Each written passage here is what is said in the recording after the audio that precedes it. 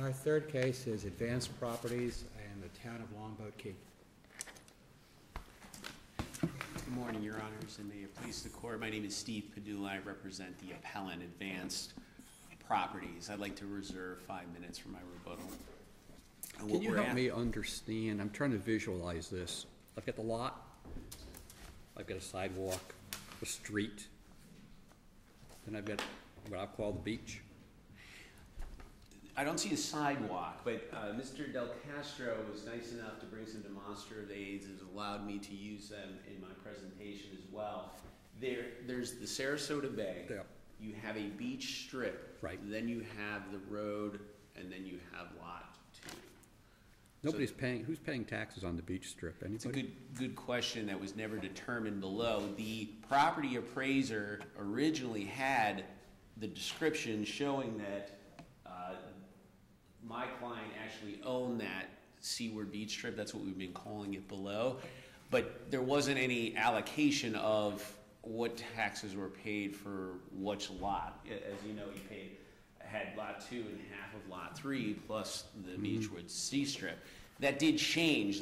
The property appraiser changed that, but there's been no evidence down below of did they actually pay taxes on that strip? Can we allocate it to that particular area on the seaward beach strip or not? Okay. I'd love to have had that information. What the appellant is requesting today, Your Honors, is that we reverse the lower court's July 3rd, 2014 order, which granted summary judgment in favor of the Appellee, which is the Town of Longboat Key. We're also asking for instructions that the lower court enter summary judgment in favor of the appellant. We're specifically requesting the court to hold that the trial court erred as a matter of law in finding that certain conveyances did not convey the seaward beach strip or riparian rights to the appellant. And as seen in both our initial and our reply briefs, there are 4 issues which the appellant argues were erroneously decided below. And in fact, number 1, the 1914 deed conveyed riparian rights.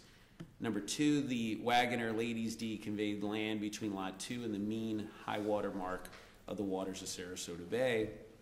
Number 3, the boundary line agreement did not abandon any property, at least with regard to the seaward beach strip.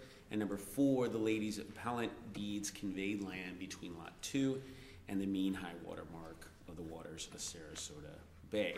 Now, there is a seeming opportunity for inconsistent rulings as between your client and the neighbor up the street, the Kriegers, right? The Kriegers, yes. In the Krieger case, actually, in our opinion, helps our case.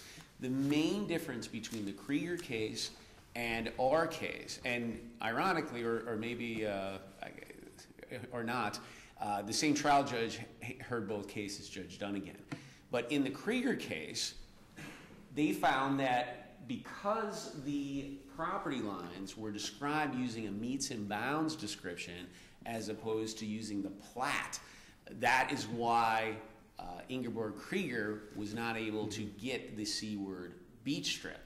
But what Krieger actually does to support the appellant's case, in this case, is that the 1914 plat, which we have on the easel, conveyed riparian rights to the abutting lot owners, such as the appellant, and the 1919 deed, which we have as well, revoked the offer of dedication as to the seaward beach strip portion of the dedication. The 1914 deed would have granted all the way through the seaward. Correct. And then as I understand it, there's no public acceptance of dedication, so that in the next generation, if you will, of deeds, were taken back to what I guess is now the street. Correct. We have the 1914, and then we have the next one is 1919. Mm-hmm. The original developer, R.F. Jordan, conveyed it to Mr. Risley in 1914, and that went all the way to the high water mark, with the exception that we see this where it says Beach Avenue. Mm-hmm. So that Beach Avenue goes all the way to the water line. In 1919, Risley bought some additional lots around it. Now, what they did, and I'll put up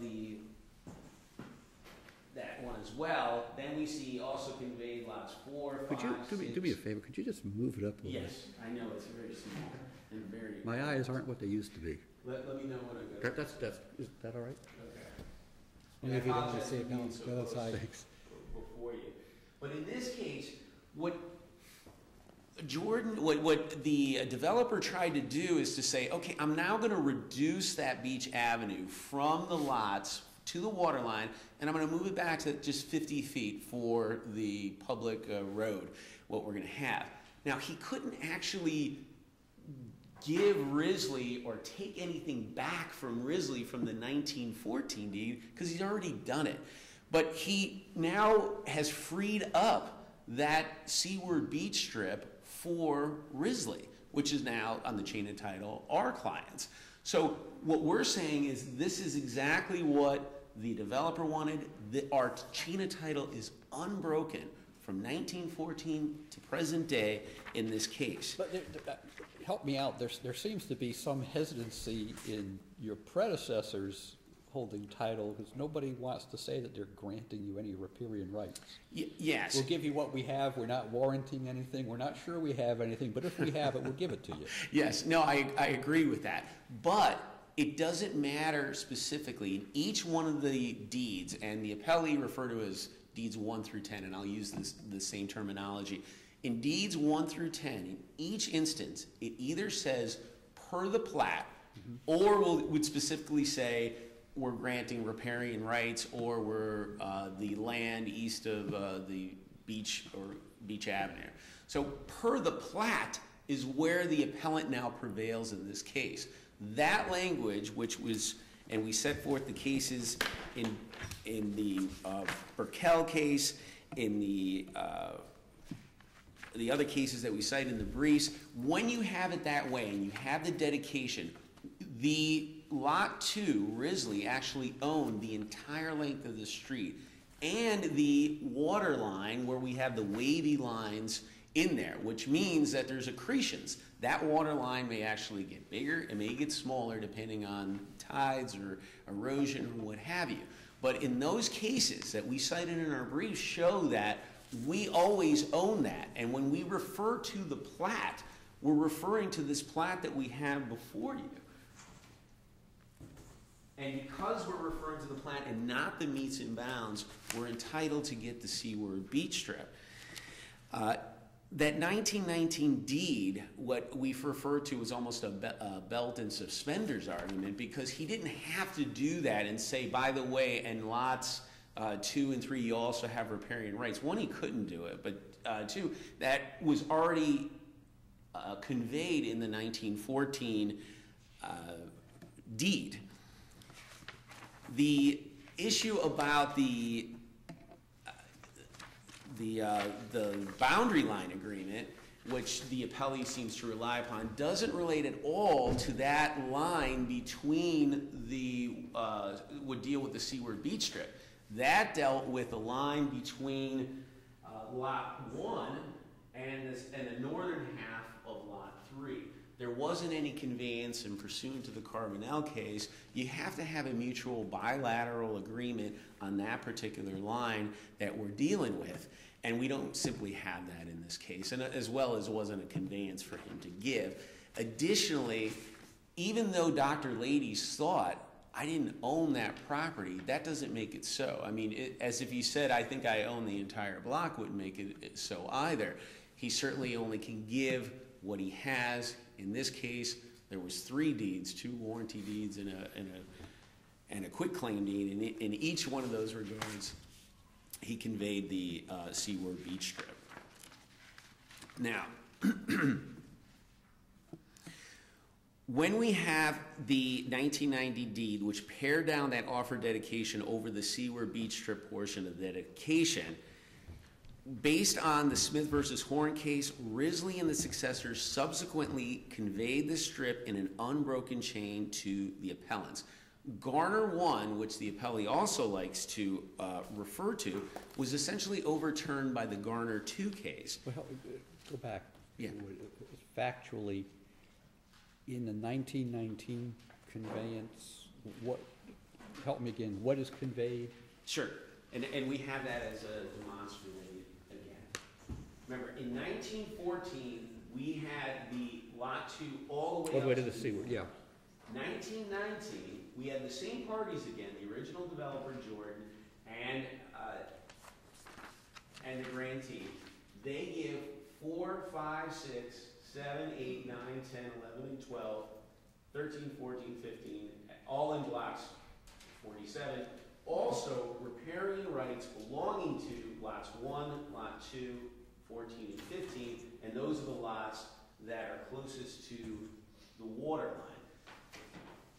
The riparian rights hereby conveying being in the rights line in front of said lots 1, 2, 14, and 15 in Sarasota Bay on the seaward side of the strip of land on said plat marked beach, and including the strip of land in front of said lots marked beach, accepting that portion of the land, said beach, 50 feet wide, reserved for street purposes. So what that says is, he is now making it very clear that when he's giving these conveyances, he is also giving the seaward beach strip. He has reduced this beach avenue, instead of whatever this line was, to simply 50 feet. However, Jordan couldn't tell lot number 2, I am now giving you something, because I already gave it to you 5 years earlier. That was what I think confused the lower court judge in this case, and why she ruled the way she ruled. In essence, the grantee since 1914 has always owned that, and we have had an unbroken chain of title for the last 101 years. And that's why we're asking that this court reverse the lower court's decision on that. There was an argument that one of the issues that we raised on appeal was not raised below, and we disagree with that. Our central argument down below has always been that the appellant was conveyed the seaward beach strip and riparian rights by virtue of the chain of title, the same issue that we raised in our initial brief. And we cite to the Love versus Hannah case that at the very least, in its broadest sense, the issue was properly raised below. Going to the slander of title argument, if this court were to find that the lower court made a mistake and that indeed the appellant did own that seaward beach strip, we feel that the court then also erred in finding that the appellee did not slander the appellant's title. There is no dispute that the appellant at least lost its deposit on the Sarasota Seaward Dock and Davit Company. They've also had to expend on attorney's fees and costs to pursue this claim. Additionally, the town has taken steps to actually try to get this piece of land by, I guess, some kind of adverse possession by putting in a concrete slab, a dedication plaque, and a bench, which will have to get removed once this case is overturned. But the facts in the case law show clearly that the appellant owns a seaward beach strip and the riparian rights. The 3 points that I want to make sure the message is getting across to the panel is, per the plat, Lot 2 abuts Beach Avenue, which abuts Sarasota Bay. The plat offered the entirety of Beach Avenue as a dedication for public use. As a matter of law, the 1914 deed, which referred to the recorded plat, conveyed the land up to the mean high water mark of Sarasota Bay. That's number 1. Number 2, every conveyance throughout the chain of title references the plat or expressly references the seaward beach strip and riparian rights for purposes of describing the property being conveyed. So there is an unbroken chain of title for appellant's riparian rights, and you can see that through an appellee's appendix, the deeds 1 through 10. And lastly, as a matter of law, all issues were properly preserved because the central issue here was addressed at the trial court level. And even if the issue was not addressed to law, the arguments that they raised and the 2 cases that they cited can be easily distinguishable. One case had to do with venue that was never raised below. The other one, they didn't quite say what the grounds were, but clearly down below, they did not raise any objection or anything on the appeal. So we, as the appellant, respectfully request that this court reverse the trial court's final judgment with instruction that the trial court enter summary judgment in favor of the appellant.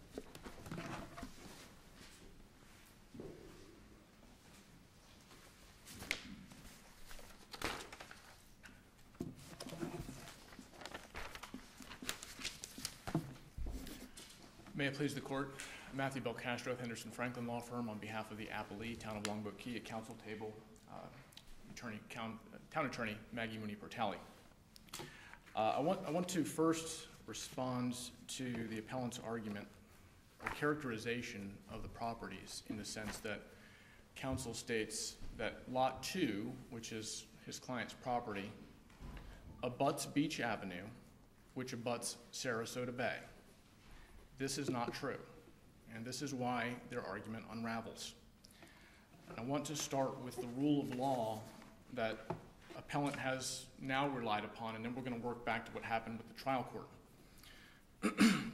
The rule of law, and I'm going to read from the case of Bonifay versus Dixon, that talks about when property abuts a roadway. The court says the abutting lot owners own fee title to the middle of a dedicated street.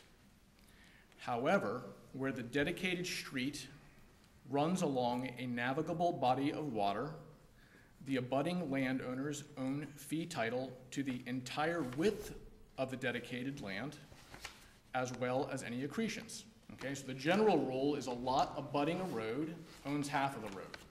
However, if there is a navigable water body on the other side, that lot owner owns the entire width, plus accretions. In other words, land that forms onto that road. That's the rule of law. Okay, and this is where their argument's going to break down. There has always been land on the other side of the road. This is a fact. In fact, it is the basis for their claim of title. If we go back to the deed, the 1990 deed that's relied upon, in addition to granting Lot 2, the grantor, R.P. Jordan, gives Lot 2 some other lots, but he also gives a strip of land in front of said lots marked beach, accepting that portion of the said beach 50 feet wide reserved for street purposes. But at that time, there's no street, it's all beach. I don't know. We don't know. I don't know. I don't know that anybody knows the answer to that question. I'm trying to figure out that it appears that by 1919, I may have a dedication for a street running in front of these lots. I agree. And then on the other side, I am going to have what I keep calling the beach. Correct. Okay. Correct. So the rule of law that I just read you from... in the 14 deed, tell me why you disagree with this. Is there not a grant of the lot all the way to the water? No, there's not. The 1914 deed just says Lot 2. Okay. The appellant wants to extrapolate that this also means all the way through based on this rule of law in Bonifay versus Dixon. But what we're seeing here is the dedicator saying that it doesn't go all the way through. We're only reserving 50 feet for road, then the rest is going to be what he calls beach. And he says this is marked as beach. Mm-hmm. So he doesn't say the rest of it's Beach Avenue. He says the rest of it is a beach. So this is critical because the rule in Bonifay, applying that rule means they only own half of the street under that rule. There would have to be navigable water on the other side in order for them to own the entire street. That's why their argument fails. So in terms of the string of title. Just why does that make sense as a rule? In other words, why ought the result to be different if it was just water on the other side as distinguished from it being some sand and then water? Well, presumably there could be an owner on the other side. And so I guess the rule of law in concept would be if there's an owner on one side and an owner on the other side, they each own to the midpoint. Whereas if there's navigable water, we're going to let this lot owner on the other side own all the way through because there's no one else to own it and get the benefit of potential accretions. This is Matt Belcastro on the law. This isn't something I've read. But I think that would be my rationale for that rule.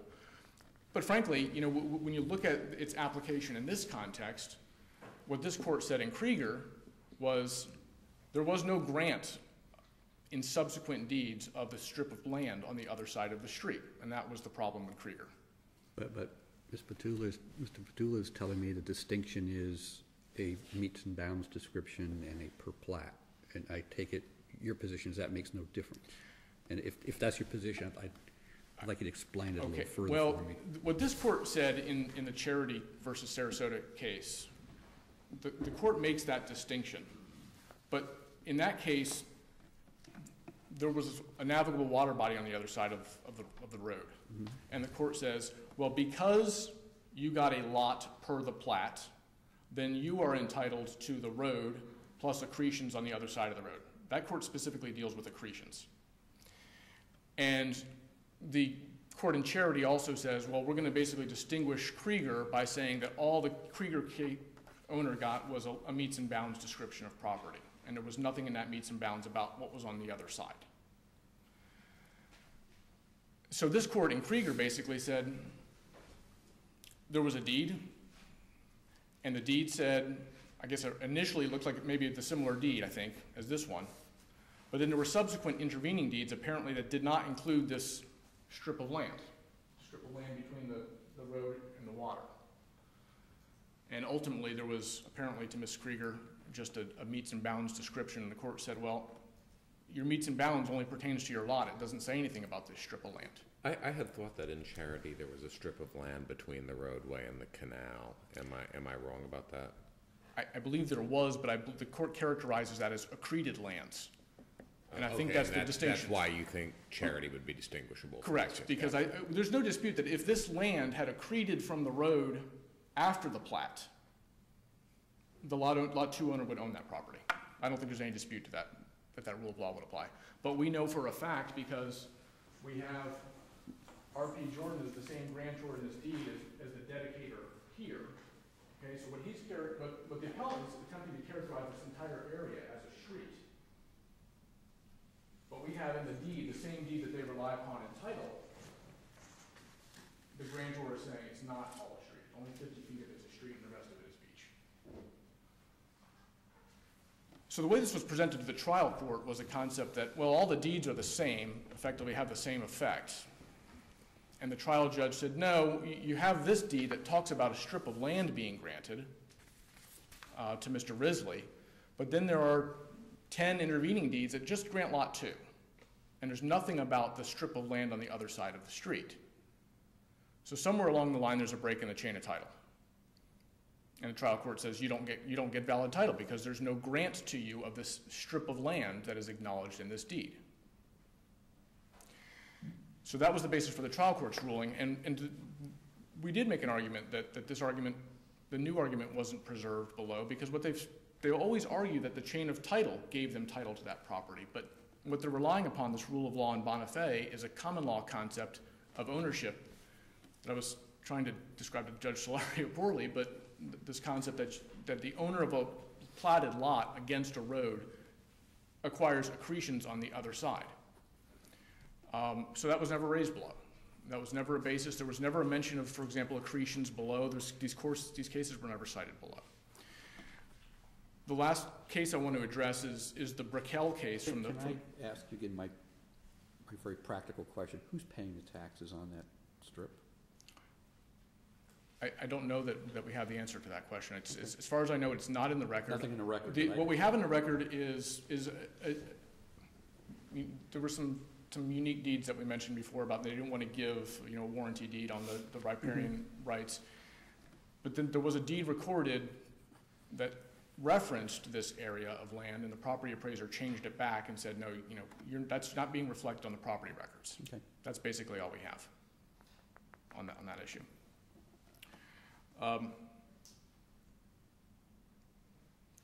One more case I want to talk about real quickly, which I think is consistent with what we're talking about here, but it's cited in the briefs as the Brickell case. It's I think a 1919 Florida Supreme Court case. That case involves a scenario where the court says, well, the court says that the dedicator showed an intention on the plat to dedicate the entire area to roadway. And the upland owner said, well, then I want what's on the other side of the roadway that wasn't actually used for road, but it was platted all as road. And the court says, well, since it was all platted as road, the dedicator intended for it to be road, therefore we're going to give you the benefit of this rule of law. And this is a case that Appellant relies upon. our case is just the opposite, because we know for a fact that the dedicator did not intend to use it all as road.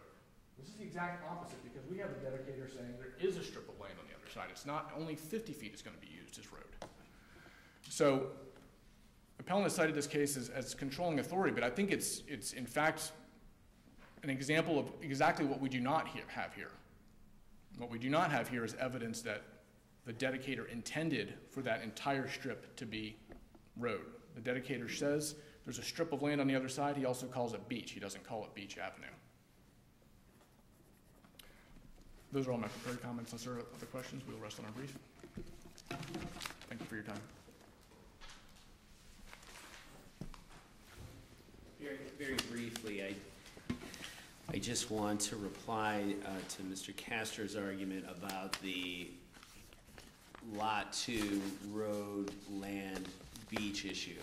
Mr.